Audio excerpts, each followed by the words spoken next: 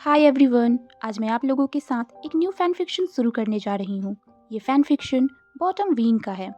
6 साल पहले वांग जी and Wien एक केव में फंस जाते हैं, जहाँ उन दोनों के बीच में लव मेकिंग होता है। बट उसके बाद ऐसा क्या होता है कि वीन वांग जी से इतनी नफरत करने लग जाता है, ये हमें इस स्टोरी में पता चलेगी।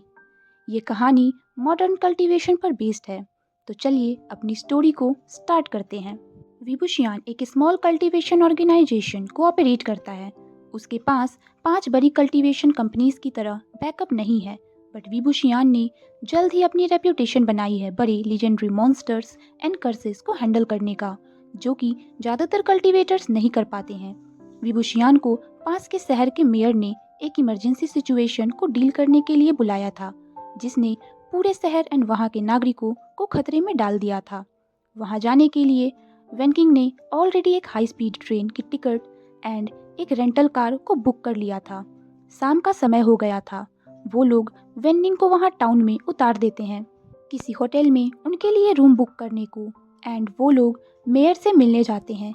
मेयर का ऑफिस अब तक बंद हो चुका था, बट उन्हें सुबह होने तक का वेट नहीं करना पड़ता। एक मिडिल एज्ड मैन वहाँ आता है, उन्हें ग्रीट करता है। यीलिंग लाउजू एंड वेन दैफू, हम ग्रेटफुल हैं कि आप यहाँ इतनी जल्दी आए। प्लीज़ अंदर आइए, हम लोग वहाँ बाकियों के साथ सिचुएशन को डिस्कस कर सकते हैं। अदर्स ये सुनते ही विपुशियान वेनकिंग की तरफ एक सरप्राइज्ड लुक देता है। उसके सभी थॉट्स गायब हो जाते हैं जैसे ही वो मेयर के सिटिंग रूम में पहुंचता है एंड वहाँ अनमिस्टेकेबल वाइट कल्टीवेशन रोब्स में लेंस को देखता है। इन 6 सालों तक लेंस को अवॉइड करने की हर मुमकिन कोशिश के बाद फाइनली आज उसकी किस्मत उसे वापस लेंस के सामने लाकर खड़ा कर देती है। जैसे ही उसकी नज़रें वांगजी से मिलती है, वो वहीं पर रुक जाता है। उस कमरे में बहुत सारे लोग बैठे हुए थे, बट विभूषियान के दिमाग में तो सिर्फ वो पेनफुल फेमिलियर फेस ही चल रहा था। एंड वांगजी, वो आज भी उतना ही ज़्यादा ब्यूटीफुल है जितना वो पहले हुआ करता था। वो सारी मेमोरी जो विभूषियान ने दबा के रखी थी, वो सभी उसके सामने आने लगती हैं एंड उसे सांस लेने में भी तकलीफ होने लगती है। जिस तरीके से वांगजी ने उस केव के डिम लाइट में उसे देखा था, वो उसके हेयर का सेंट, उसके स्किन का टेस्ट, उसके स्किन के ऊपर वांगजी के मसल्स का फील, जब उसने उसे केव के फ्लोर पर पिन कर दिया था। तभी वांगजी अपनी डीप वॉइस में विंग का नाम लेता है। उसके दिमाग में बहुत कुछ चल रहा था, बट वो अपने फेस को जितना हो सके उतना न्यूट्रल रखने की कोशिश करता है। उसने एक ब्रेथ लिया एंड खुद को वांगजी की तरफ देखने से मना किया। एक बार पहले भी वो वांगजी के लिए खुद को फूल बना चुका है, बट अब वो फिर से उस गलती को नहीं दोहराएगा, स्पेशली तब नहीं जब उसने बहुत हार्ड वर्क की है अपनी रेप्यूटेशन बनाने के लिए, सबसे dangerous and hardest night hunts को लेकर। अब कोई भी विभूषियान के क्लाउड रेसेस कल्टीवेशन की इंटर्नशिप से निकाल देने की बातें नहीं करता है। अब लोग सिर्फ यीलिंग लाउजू के ब्रिलियंस, उसके इन्वेंशंस एंड सबसे डेयरिंग नाइट हंट्स करने की, जिसे कोई भी हैंडल नहीं कर सकता, इसकी बातें करते हैं। बट कोई भी विभूषियान के फ्री हेल्प्स, जो लोग लार्जर कल्टीवेशन ऑर्गेनाइजेशन की फीस को अफोर्ड नहीं कर सकते, उनकी बातें नहीं करता। और विभूषियान इसे प्रेफर भी करता है, क्योंकि अगर सब उसके फ्री हेल्प्स की बात करने लगे तो उसको पे मिलना मुश्किल हो जाएगा उन लोगों से जो उसे अफोर्ड कर सकते हैं। बड़े कल्टीवेशन ऑर्गेनाइजेशंस के कल्टीवेटर्स के पास बहुत नेटवर्क्स हैं एंड उनका इन्फ्लुएंस भी है, बट वीन को तो सब खुद ही करना पड़ता है एंड उसने ये किया भी है। अब उसका rank almost twin Z of lens के इक्वल है एंड वो अब खुद चूज करता है कि उसे किसके साथ काम करना है। तभी वीन एक फोर्स्ड स्माइल के साथ कहता है, हंग वानचुन। अपना कर्टसी नेम सुनकर वांगजी स्टिफ हो जाता है, जिस पर वीन कहता है, आपने मुझे बो नहीं किया तो मैं भी आपको बो नहीं करूँगा। बट वेनकिंग वह बात को संभाल लेती है एंड वो अब मेयर ली से कहती है, मैं कंफ्यूज्ड हूँ। आपने हमें मैसेज दिया कि अर्जेंट सिचुएशन है एंड आपको हमारी हेल्प चाहिए। अगर आपने ऑलरेडी लेंस को यहाँ बुला लिया है तो हमें यीलिंग से क्यों बुलाया? तभी मेयर ली की आंखें वांगजी एंड विबूशियान पर जाती है एंड वो उनके बीच की टेंशन को देख सकता था। अब मेयर ली कहते हैं, नो, मैंने एग्जैक्टली इन्हें नहीं बुलाया। मो विलेज के मेयर ने लेंस को हंटिंग के लिए बुलाया था, बट जो कल्टीवेटर्स की ग्रुप यहाँ आए थे वो कभी वापस नहीं लौटे। मैंने देखा कि अगर लेंस इसे हैंडल नहीं कर सकते तो मेरे दिमाग में सिर्फ एक ही कल्टीवेटर का नाम आया जो इसे हैंडल कर सकता है, एंड वो आप हो, येलिंग लाओजू। तभी जेवुजुन एंड हंगवांजुन भी एक घंटे पहले ही यहाँ पहुँचे हैं, इस चिंता में कि उनके कल्टीवेटर्स वापस क्लाउड रेसेस नहीं पहुँचे हैं। मेयर ली की बातें सुनकर विबुशियान अपने गुस्से को शांत करता है, क्योंकि ये उनकी गलती नहीं थी कि लेंस भी उसी वक्त वहाँ आए जब वो लोग वहाँ आए थे। एंड तभी वो रियलाइज करता है कि उसने वांगजी के ब्रदर को नोटिस ही नहीं किया, जो कि उसके बगल में खड़े हैं। तभी वो देखता है कि सिचेन उसी की तरफ देख रहे हैं। सिचेन उसे परफेक्टली बो करते हुए पोलाइट टोन में कहते हैं, विबुशियान, हमें मिले अब बहुत समय हो गया है एंड मैं आशा करता हूँ कि तुम अब ठीक होगे। इस पर विबुशियान भी उन्हें एक नॉर्मल बो करता है एंड मेयर की तरफ देखते हुए कहता है, अगर लेंस इस मैटर को देख रहे हैं तो हमारी यहाँ कोई ज़रूरत नहीं है। वेनकिंग एंड मैं टाउन के किसी होटल में अपनी रात गुजार लेंगे। ये सुनते ही वांगजी वेनकिंग की तरफ एक कोल्ड लुक के साथ देखता है।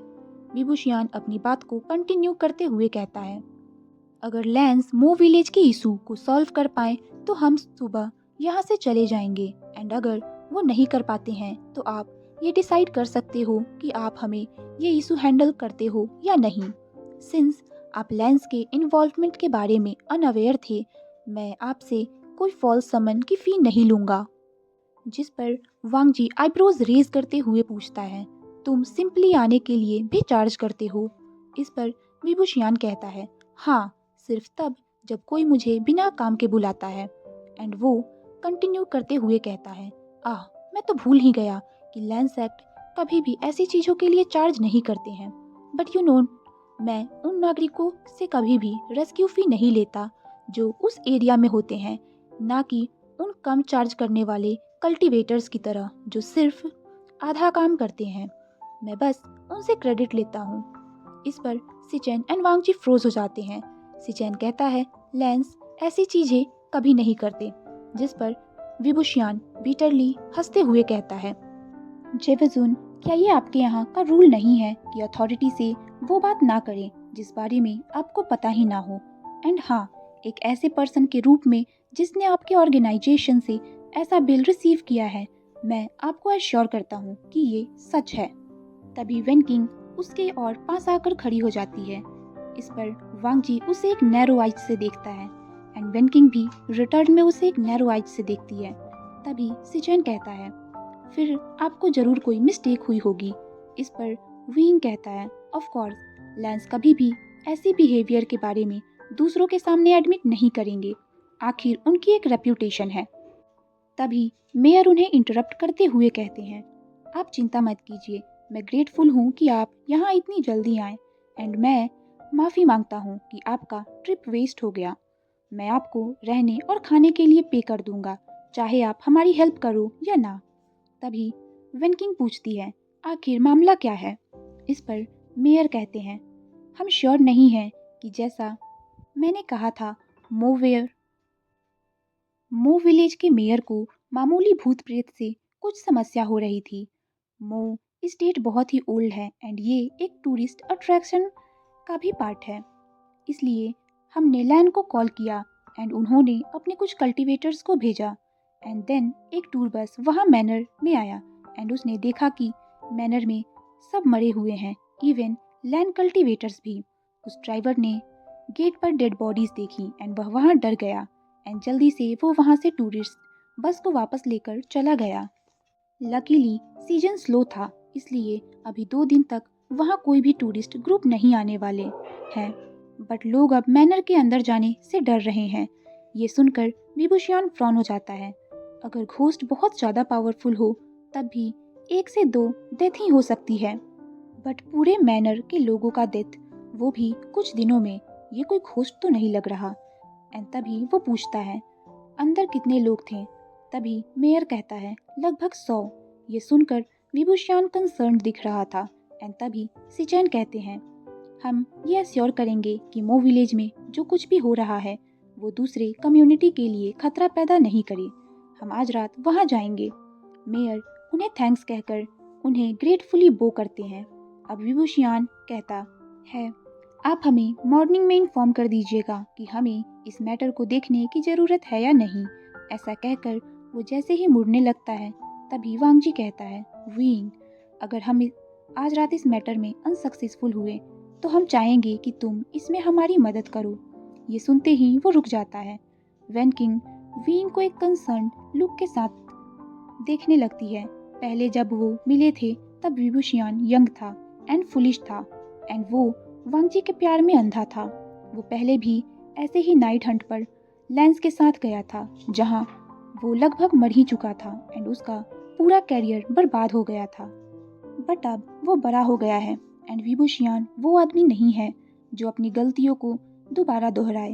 एंड तभी वो कहता है, मैं किसी भी मेयर सेक्ट के साथ काम नहीं करता, स्पेशली लेंस के साथ तो बिल्कुल नहीं। ये सुनकर वांगजी का फेस तो एक्सप्रेशनलेस था, बट उसकी आंखों में कुछ था जो वीइंग पढ़ नहीं पा रहा था। सिचेन ने भी वीइंग से ऐसी स्टेटमेंट की उम्मीद नहीं की थी। वीइंग को वहाँ से चले जाना चाहिए था, बट उससे वांगजी का वहाँ जाने का आइडिया अच्छा नहीं लग रहा था, जहाँ ऑलमोस्ट 100 लोगों की मौत हो चुकी है, इंक्लूडिंग एक्सपीरियंस्ड कल्टीवेटर्स। एंड तभी वो अपने बैग से एक स्टोन निकालकर सिचेन को दे देता है। वो कहता है, अगर आपको खतरा लगे तो आप अपने हंट पे इसका इस्तेमाल कर सकते हैं। जिस पर सिचेन पूछता है, ये क्या है? इस पर विभूषियान कहता है, ये टेलीपोर्टेशन तालिस्मा का काम करता है, बट इसे बिना स्पिरिचुअल एनर्जी के भी एक्टिवेट किया जा सकता है। अगर आप इंजर्ड हो गए या ट्रैप्ड हो गए तब भी आप वहाँ से बच के निकल सकते हो। तभी वांगजी कहता है, ट्रैप्ड? हाँ, मैंने एक बुरा एक्सपीरियंस किया था जहाँ मेरी ऑलमोस्ट मौत ही हो चुकी थी, इसलिए मैंने कुछ स्टेप्स लिए हैं ताकि ऐसा दोबारा ना हो। मैंने आपके इन्वेंशंस के बारे में सुना है, ये अमेजिंग है, थैंक यू। ऐसा कहकर सिचेन उन्हें बो करते हैं, जिस पर विभूषियान कहता है, हम कल सुबह आपके हंट के रिजल्ट सुनने का वेट करेंगे। एंड ऐसा कहकर वो वहाँ से चला जाता है। तो चलिए आज की स्टोरी को यहीं पे स्टॉप करते हैं। आप कमेंट्स में ज़रूर बताइएगा कि आपको ये स्टोरी कैसी लगी। Thank you, bye.